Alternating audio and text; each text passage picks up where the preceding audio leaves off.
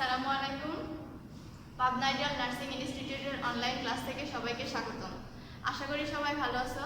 আজকে ক্লাস নেব সেকেন্ড ইয়ারদের সাবজেক্ট নিউট্রিশন অ্যান্ড ডায়েটেটিক্স। আজকে একটা নতুন টপিক নিয়ে পড়বো আমরা আজকে। সেই টপিকটা হলো nutritional management of diabetes patient বা ইন ডায়াবেটিস মেলাইটাস পেশেন্ট। আমাদের হচ্ছে চ্যাপ্টার আছে special diet for some condition disease, যে বার্ন পেশেন্টের, ডায়াবেটিস মেলাইটাস পেশেন্টের, তারপরে আছে কনজেস্টিভ হার্ট ফেলিওর পেশেন্টের, রেনাল ডিজিজের। তো এই চারটা আমাদের সিলেবাসে আছে। সেখান থেকে আমি আজকে ডায়াবেটিস মেলাইটাস পেশেন্টদের যে স্পেশাল ডায়েট কী বা হচ্ছে তাদের নিউট্রিশনাল ম্যানেজমেন্টটা কীরকম সেই বিষয়টা নিয়ে আজকে আমরা পড়ব। তো ডায়াবেটিস মেলাইটাস পেশেন্টের নিউট্রিশনাল ম্যানেজমেন্ট পড়ার আগে আমরা একটু জেনে নিই যে ডায়াবেটিস মেলাইটাস জিনিসটা কী বা কাকে বলে, আর হচ্ছে ডায়াবেটিস মেলাইটাস একটা পেশেন্টের সাইন সিমটম কী থাকবে, ক্লিনিক্যাল ফিচার কী দেখে আমরা বুঝবো যে এই পেশেন্টটা ডায়াবেটিস মেলাইটাসে ভুগছে, সেই বিষয়টা একটু জেনে তারপরে আমরা ডায়াবেটিস মেলাইটাসের ডায়েটারি ম্যানেজমেন্ট বা নিউট্রিশনাল ম্যানেজমেন্টটা দেখব। তো ডায়াবেটিস মেলাইটাসের যদি ডেফিনেশন আসে বা what do you mean by diabetes mellitus, তখন আমরা কি বলবো যে diabetes mellitus is a metabolic disorders characterized by hyperglycaemia with or without glycosuria due to absolute or relative deficiency of insulin. কি বলছে যে ইনসুলিনের অভাবে বা অ্যাবসোলিউট অর রিলেটিভ মানে সম্পূর্ণ ইনসুলিনের অভাবে অথবা আংশিক, সম্পূর্ণ পুরোপুরি অথবা আংশিক ডেফিসিয়েন্সি অফ ইনসুলিন মানে ইনসুলিনের সম্পূর্ণ অথবা আংশিক ল্যাকের অভাবে কোথায়, যে ব্লাডে, আমাদের শরীরে যে ব্লাড স্ট্রিম আছে সেই ব্লাডে ইনসুলিনের সম্পূর্ণ অভাব হবে অথবা আংশিক অভাব হবে। সেই অভাবের ফলে কি হবে, hyperglycaemia characterised by hyperglycaemia. Hyperglycaemia কি, যখন ব্লাডে গ্লুকোজের পরিমাণ বেড়ে যাচ্ছে তাকে বলছি হাইপারগ্লাইসেমিয়া। তাহলে এই ইনসুলিনের অভাব হচ্ছে, ইনসুলিনের অভাব হওয়ার ফলে ব্লাডে হাইপারগ্লাইসেমিয়া হচ্ছে মানে গ্লুকোজের পরিমাণ বেড়ে যাচ্ছে with or without glycosuria. Glycosuria মানে কি, যখন ইউরিন বা প্রস্রাবে সুগারের পরিমাণ কমে যাওয়া,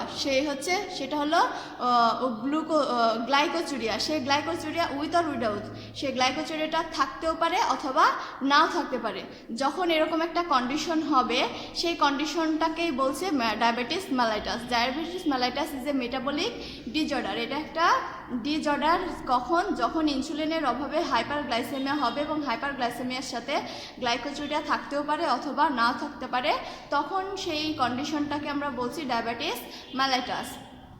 এবার কি clinical features of diabetes mellitus, যে কী কী ক্লিনিক্যাল ফিচার দেখে আমরা বুঝবো যে এই পেশেন্টটা ডায়াবেটিস মেলাইটাস ভুগছে, যে সেটা কি আমরা হচ্ছে 3P মানে 3টা P দিয়ে এই কথাটা মনে রাখতে হবে যে ডায়াবেটিস মেলাইটাসের 3টা P দিয়ে তার ক্লিনিক্যাল ফিচার্সগুলো শুরু হয়, যে পলিউরিয়া, পলিডিপসিয়া অ্যান্ড পলিফাজিয়া।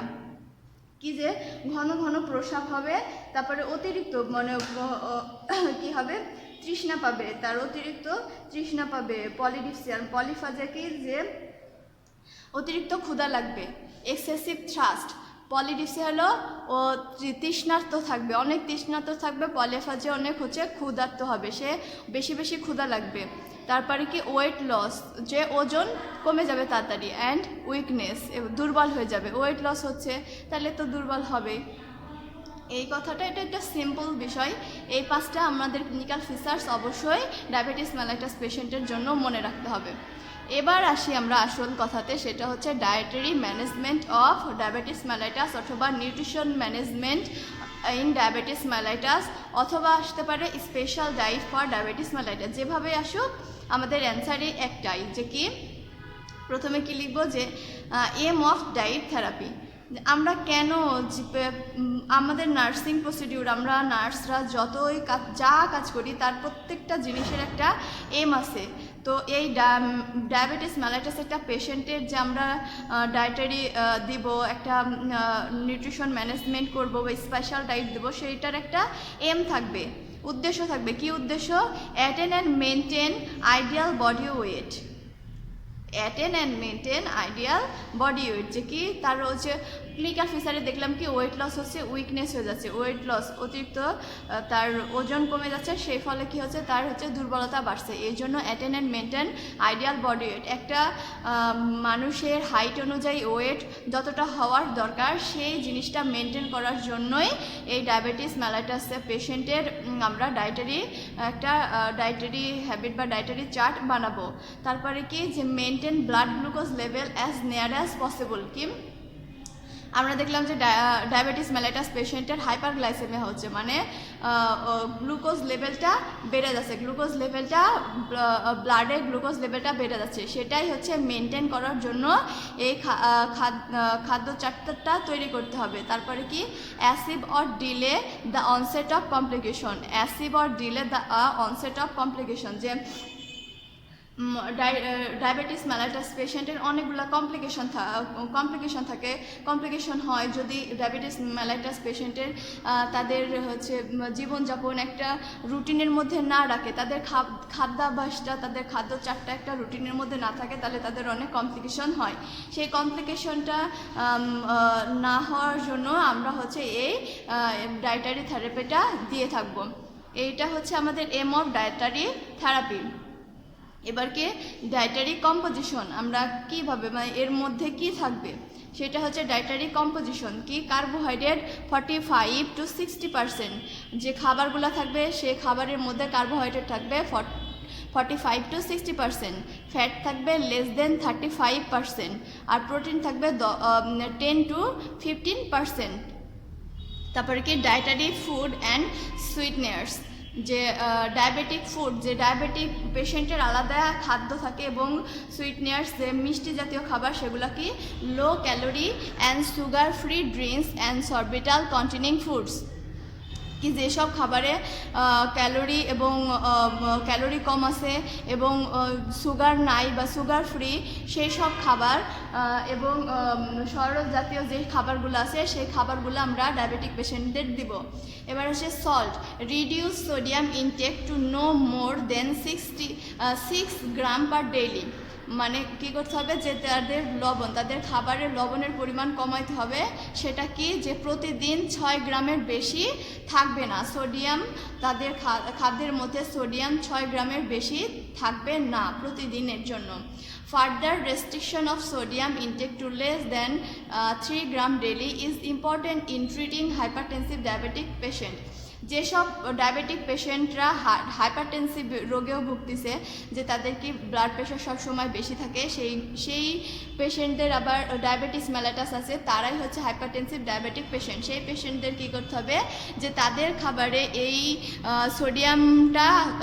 সোডিয়ামের পরিমাণ কমে আরও কত আসছে, আগে ছিল 6 গ্রাম এমনি নর্মাল পেশেন্টদের, আর হাইপারটেনসিভ ডায়াবেটিক পেশেন্টদের এই খাদ্যের মধ্যে সোডিয়াম পরিমাণটা হবে 3 গ্রাম, প্রতিদিন 3 গ্রাম।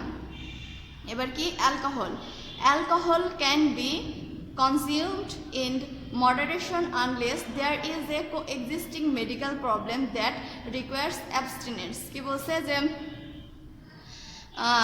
যারা অ্যালকোহলে হ্যাবিট আছে, অ্যালকোহল ইউজ করে, সেসব পেশেন্টদের যে ডায়াবেটিস মেলাইটাস আছে আবার অ্যালকোহল ইউজ করে, তাদের ক্ষেত্রে কী করতে হবে যে অ্যালকোহল ইউজটা আস্তে আস্তে তাদের হচ্ছে ছাড়াইতে হবে, একেবারে বাদ দেওয়া যাবে না। একেবারে বাদ দিলে তখন পেশেন্টও বাদ দিতে পারবে না, অন্যান্য প্রবলেমও দেখা দেবে। এই জন্য যে কী করতে হবে, তাদের খাবারের যে আমরা চার্টটা তৈরি করব তার মধ্যে অ্যালকোহলের পরিমাণটা আস্তে আস্তে কমায় তারপরে একবারে বাদ দিতে হবে। তারপরে কি বলছে যে ওয়েট